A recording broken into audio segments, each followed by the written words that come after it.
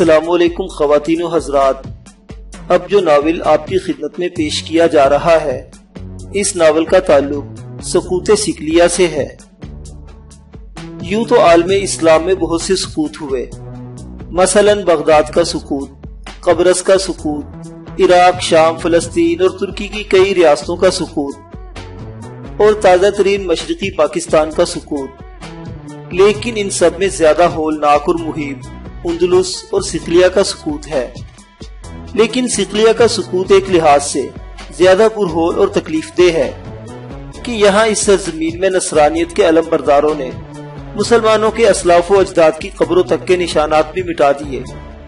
اور جو مسلمان ان کے ہاتھوں قتل ہونے سے بچ گئے انہیں زبردستی عیسائی بنا لیا گیا۔ سقلیہ کی جنگ بھی مشرق وسطی کی انہی جنگوں کی ایک کڑی تھی، جنہیں ہلال و صلیب اور امن کی جنگوں کا نام دیا گیا۔ یہاں بھی صلیب کی خونی ترسول سے مسلمانوں کو بکریوں کے گلوں کی طرح ہانکا گیا تھا۔ دراصل یہ ساری جنگیں دو متحارب گروہوں کا نہیں بلکہ دو نظریات کا آپس میں ٹکراؤ تھا، اور یہ ٹکراؤ 7ویں صدی عیسوی کی جنگ یرموک اور اجنادین سے لے کر 20ویں صدی کے مارکہ گالیپولی تک 13 صدیوں تک محیط ہے۔ جب تک مسلمان متحد رہ کر ایک دوسرے کو ھذا اخی پکارتے ہوئے قم اللیل اور بلغ بما انزل پر عمل کرتے رہے، فرض شناس قدرت اپنی پوری نصر و حمایت کے ساتھ فاوحی الی عبدہ پکارتی ہوئی ان کی حفاظت و کفالت کرتی رہی، اور مسلمان کہیں بدر و حنین اور قادسیہ و یرموک میں نور بن کر چمکا، کبھی وہ تاریخ کی شکل میں اندلس کے مارکے میں برق طبی کی طرح کوندا، کبھی اس نے انطاکیہ سے نیل کے ڈیلٹا تک صلاح الدین بن کر طویل سمندری ساحل کے ساتھ ساتھ قالو بلا پکارا، کبھی وہ متحد ہو کر ابن قاسم بنا اور سندھ کے ریگستانوں میں قوموا الی ربکم کا سبق دیا، کبھی وہ افریقہ کے دشت میں موسیٰ بن نصیر کی شکل میں شجر سایہ دار اور کبھی قتیبہ بن مسلم کے بھیس میں کاشغر کے اس پار نور کے جھرنے کی طرح پھیل گیا۔ جب عثمانی ترک عربوں کے ساتھ متحد ہو کر دریائے ڈینیوب کے اس پار ویانا کے دروازوں پر دستک دے رہے تھے تو اس کی باز شمالی برفستانوں سے یورپ کے انتہائی جنوبی کونوں تک سنی گئی۔ مسلمان جب تک مخلوط و عدد متباین بن کر رہے، وہ اپنی جلالی آبرو اور فاتحانہ وقار سے بوند کو سمندر کر کے حسن انعام اور جان انجمن رہے کہ قدرت اپنی بستوں کشاد دروازوں کے ساتھ ان پر ایسی وارد ہوئی کہ ڈیبل کے ساحل پر کھڑے ہو کر پکارنے والی ایک بے بس لڑکی نے بصرہ میں طوفان کھڑا کر دیا، اور خطبہ کے اندر خلیفہ دوم کی گونجتی ہوئی آواز مدینہ سے اٹھ کر قادسیہ کے میدان جنگ میں مسلمان جرنیل ساریہ کو متنبع کرتی رہی۔ اور جب ہماری رفاقت کے رشتے کٹ گئے اور بے ربطی و خامکاری ہم پر مسلط ہوئی، ہم بے وطن اشجار کی طرح کرب باطن کا شکار رہے، جس کا نتیجہ یہ ہے کہ آج کشمیر، قبرص اور فلسطین کی حسین وادیاں ہمارے انتشار پر آنسو بہا رہی ہیں۔ پاپا اعظم نے رومت الکبریٰ کا جو خواب دیکھا تھا اور جسے اس نے انگلستان کے رچیر، فرانس کے فلپ اور جرمنی کے بوہمنڈ کو صلاح الدین کے ساتھ ٹکرا کر مکمل کرنے کی کوشش کی تھی، اس کی تعبیر 20ویں صدی میں ہماری بداندیشی و کوتا نظری کے باعث امریکہ کے صدر ولسن، برطانیہ کے وزیر اعظم لارڈ جارج، لوبڑی کی طرح چالاک کرنل لارنس اور جنرل ایلن بی کے ہاتھوں مکمل ہو گئی، اور انہوں نے اسرائیل کی شکل میں مسلمانوں کے سینے میں ایک زہریلا خنجر اتار دیا، اور آج 5 بلیوں کے درمیان گھرا ہوا یہ خونی چوہا پورے عالم اسلام کو اپنے زہریلے دانت دکھا رہا ہے۔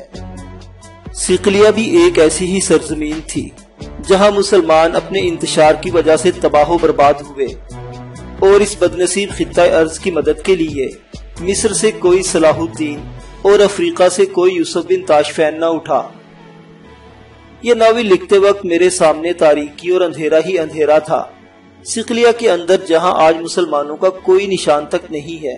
اور مسجدیں گرجوں میں بدل چکی ہیں،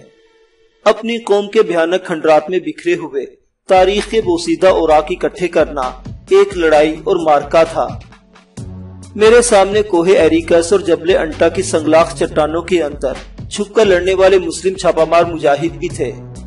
اور بلرم شہر میں محصور سقلیہ کا آخری اور بدقسمت حکمران ابن البابا بھی تھا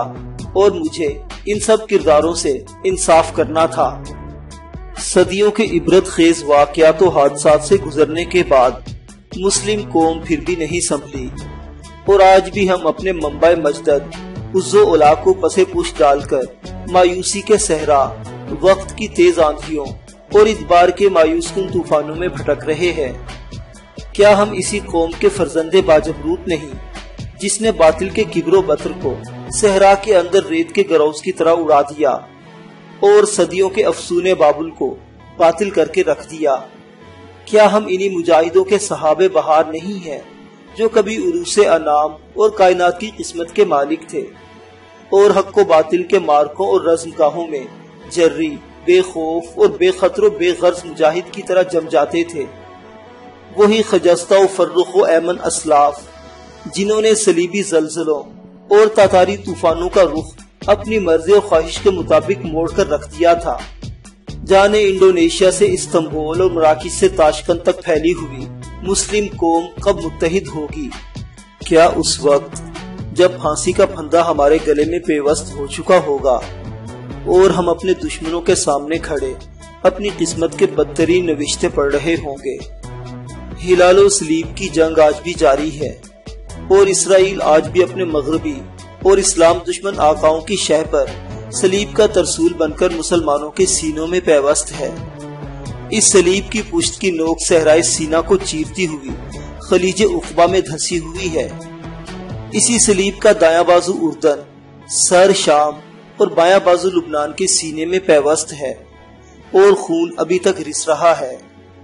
کشمیری رو رہے ہیں، بے گھر بے مال و منال فلسطینی تپتے صحراؤں میں سرگرداں ہیں۔ آج بھی ہم متحد ہو کر اٹھ کھڑے ہوں تو ہم ثابت کر سکتے ہیں کہ ہم اسی قوم کے فرزند ہیں جس کے ہاتھوں قدم قدم پر معجزات کا ظہور ہوا۔ کاش ہم اب تک متحد ہو گئے ہوتے۔ اسلم راہی، MA، خیراندیش، ناولستان، اسلامی اور تاریخی کہانیوں کا مرکز۔